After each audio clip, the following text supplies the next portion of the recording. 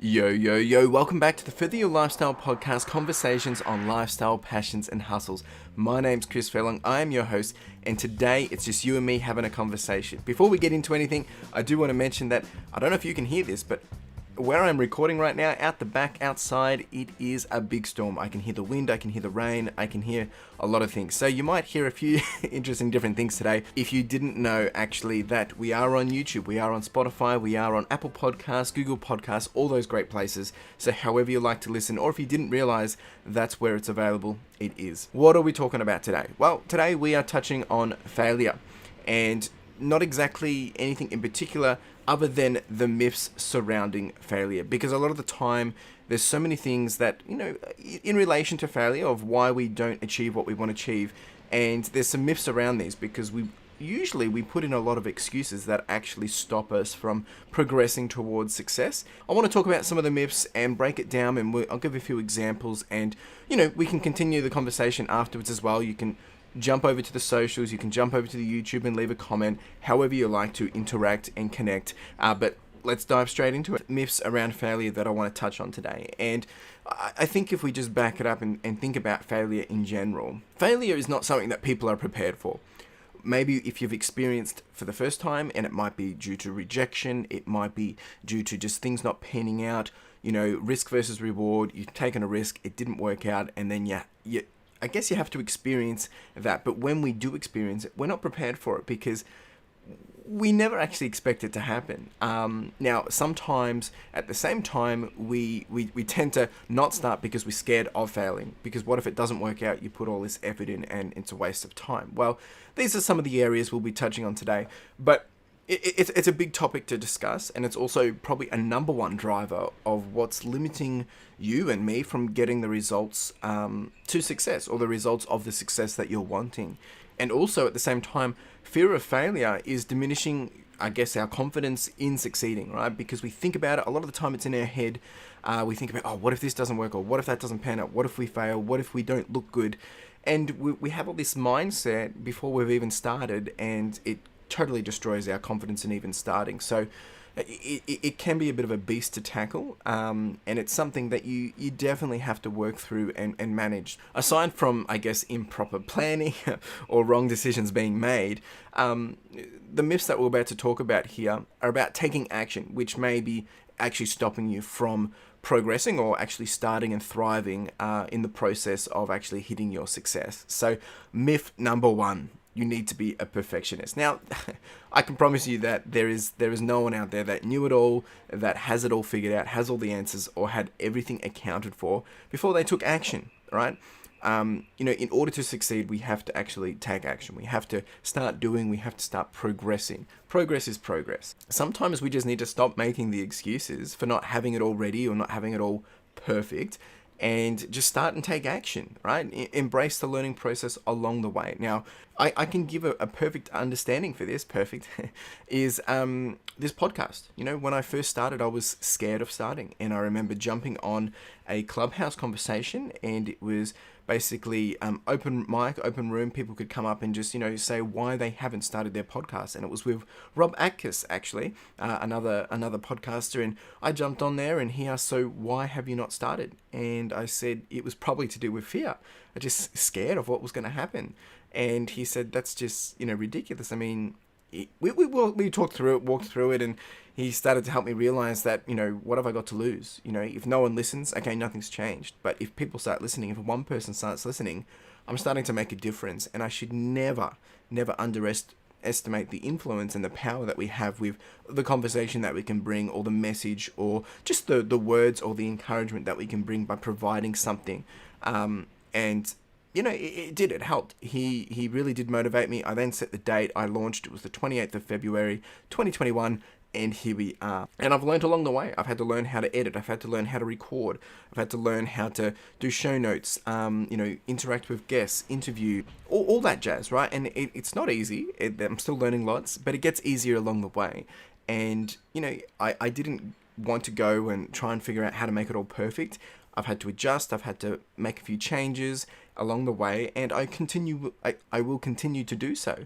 And that's all part of it, right? It's like, it's all part of the journey. It's all part of the process. And I think that's a perfect example for talking about being a perfectionist, because I am a bit of a perfectionist, and that's probably what delayed me a lot, because I wanted it to be nice. I wanted people to see it and hear it the first time and be like, this is the best thing ever. But that expectation is not, it's not reality, right? And I think if anything, I hope this would resonate with most of you, because, here we are, more than 30 episodes in, getting close to 40 episodes, and I'm still chugging along, having fun, learning lots about the whole process, but also learning so much about you guys as guests. So that it would be my number one encouragement around, thinking that you need to be a perfectionist. No, you don't. Scrap that idea.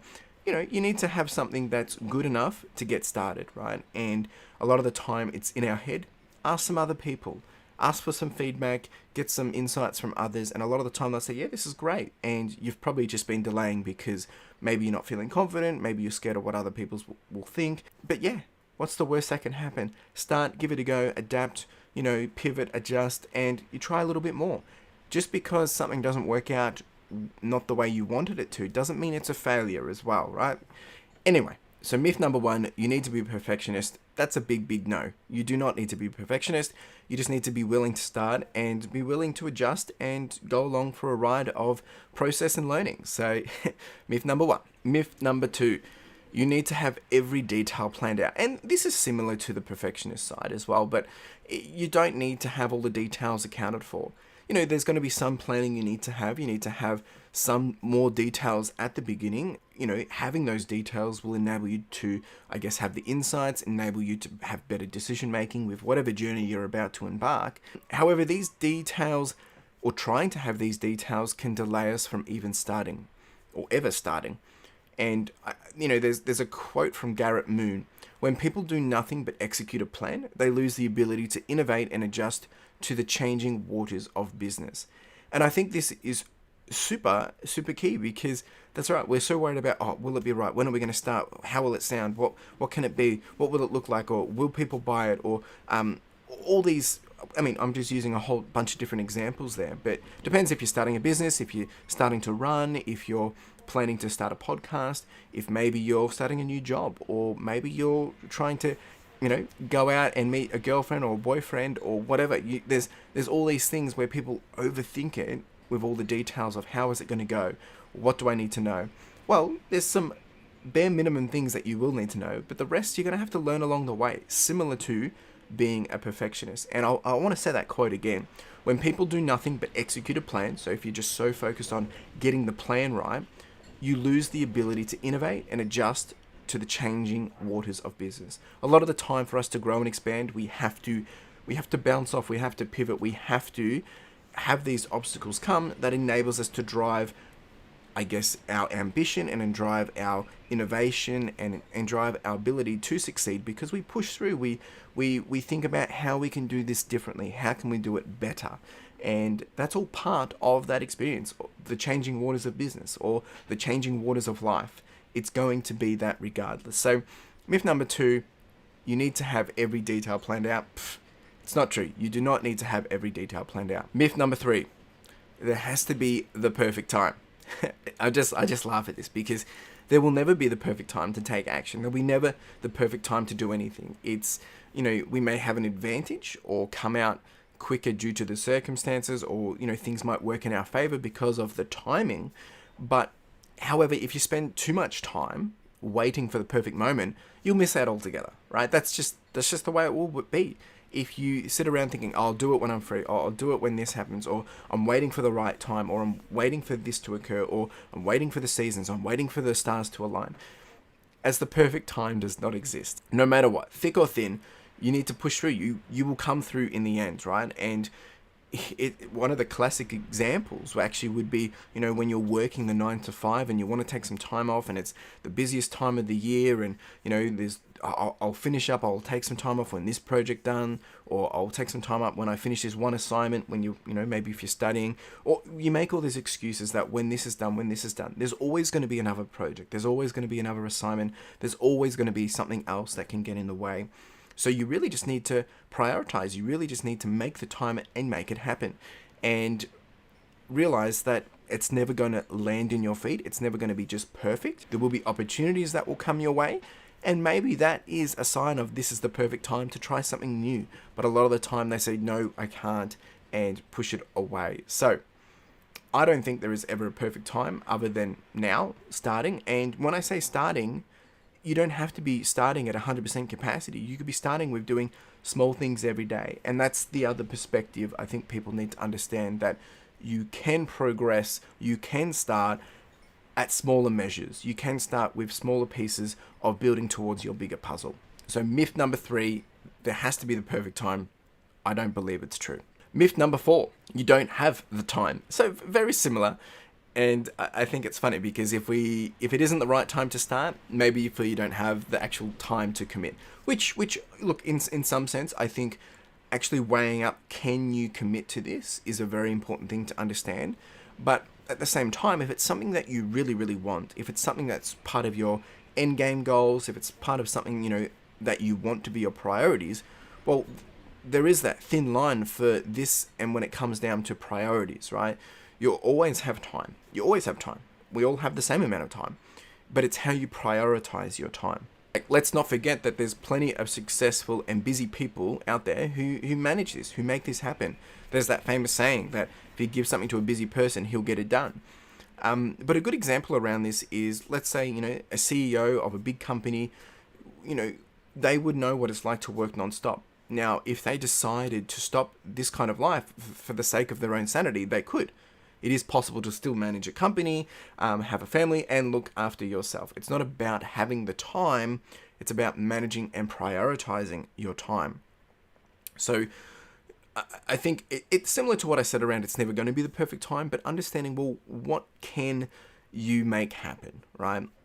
We've all got the same amount of time. It comes down to priorities, right? If there's a Netflix TV show, we're willing to spend a couple of hours binge watching episodes, but we're not willing to spend 30 minutes to get out and do some exercise. If you're wanting to lose weight or wanting to go out for a run, or maybe you want to start a blog, getting out and just writing every day, time boxing it 30 minutes and just progressing in that manner. We do have the time. It's a matter of prioritizing the time and realigning what is important to you. And sometimes that might not be the most appropriate time to be doing it, and that's why you need to make it smaller. You can't dedicate 2 hours a week, or you can't dedicate 2 hours a day. Then dedicate 20 minutes. Can you dedicate 10 minutes? Can you dedicate more? Can you dedicate less? Whatever. And find a way to start, because if you seriously think you have no time or you can't prioritize this at all, well then no, maybe you can't be starting it. But I think when we talk about the myth of you don't have time, we all have time. It really comes down to a matter of priorities. So I don't think this myth exists. I think it's a bit of a...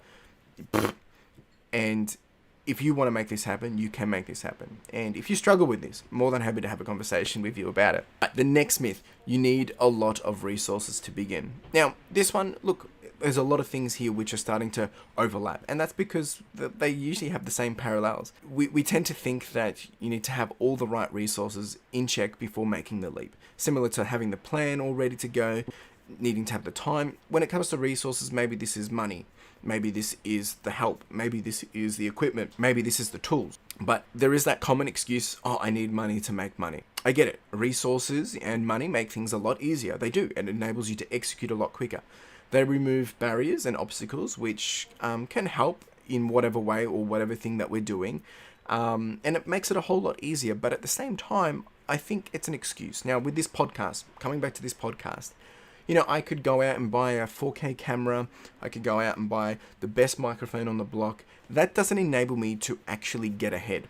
It's not going to mean that more people are going to listen to my podcast. If I don't even have this conversation with you, no one's going to be listening to this conversation. So the key thing is to understand that, you can have all the resources, you can have all the tools, you could have a lot of money. It doesn't actually mean that it's going to mean more people are going to listen, or more people are going to show up, or that things are going to be, I guess, a better way to start. It's like with my reselling business, people say, oh, I can't start, I don't know what to sell. Well, what would you be buying if someone was selling something? So you know that something is worth something. For instance, maybe you're a Star Wars enthusiast. You know that Star Wars action figures are worth anywhere between $25 and $30. If you go down to a local garage sale and you find them for $5, all of a sudden you realize, hey, I can make money from this. You can walk along the side of the road and find things that you can flip. You can find things that are worth money.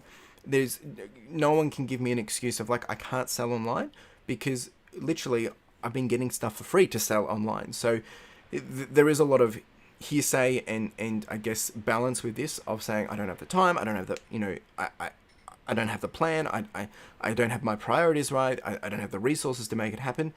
It's all fluff, right? If you start whatever it is you want to do, if you take action and you do it with the minimal and the basic things, you'll learn and adapt. And you'll learn to make do, and you'll find ways to work around the lack of resources. In time, the resources will become available, and I think you'll have the option to then apply these where appropriate. But who knows? You may be happy and content with doing whatever it is you're doing, how you've managed it all this time. And it's like, once again, for this podcast, I'm using a small little Logitech webcam. I've got a microphone right in front of me, and this probably cost me a maximum of $150, $200. Now, you don't even need that. I know people starting podcasts, doing podcast recordings with an iPhone and headphones. So, headphones and mic. So, you can make it happen. There's easier ways. And look, I'm not saying, if you literally have no money, maybe you can't go out and buy this equipment. But there's always ways around it. Borrowing someone else's things, leveraging someone else's tools and skills, talking to a friend and seeing what they can help you with. There's ways around this. Sometimes we like to create the excuses because it's easier than starting itself. So this myth around you need a lot of resources to begin, nah, I don't believe it's true. The final myth that I want to talk about today is you need to control everything. And this one I think is a big no-no. And I'm just saying that straight off the cuff, because when it comes to taking action and starting something new, we tend to become control freaks, right? And I know this because I'm a bit of a control freak. I'm a bit of a micromanager myself. And we want to make sure we know the ins and outs or whatever it is that we're doing. Kind of like that perfectionist mindset, I guess. And I get it. We want to be able to make sure we have everything in order. But sometimes, to have control and to have power, actions and tasks need to be delegated and segregated. Asking for help and having assistance highlights the importance of giving up on something or giving up the control in order to build a successful dream, as it allows us not to just rely on one person, ourselves. And don't get me wrong, self-motivation and determination will always get us far, like doing things yourself. Sometimes there's that saying of, if you want the job done, great, do it yourself, right? If you want the job done right, do it yourself. But, at the same time, we need to understand that letting go and getting support and encouragement from others, it's going to enable us to thrive. It's going to enable us to grow and scale and go a longer way. It's very, very common to want to control everything, but at the same time, there's also the factor of there's things that are out of our control. There's things that we cannot control, and we just can't, because they're out of our ecosystem. They're literally third parties, or they're things that we don't have our hands on. Those are the things you need to make sure you're not trying to focus on.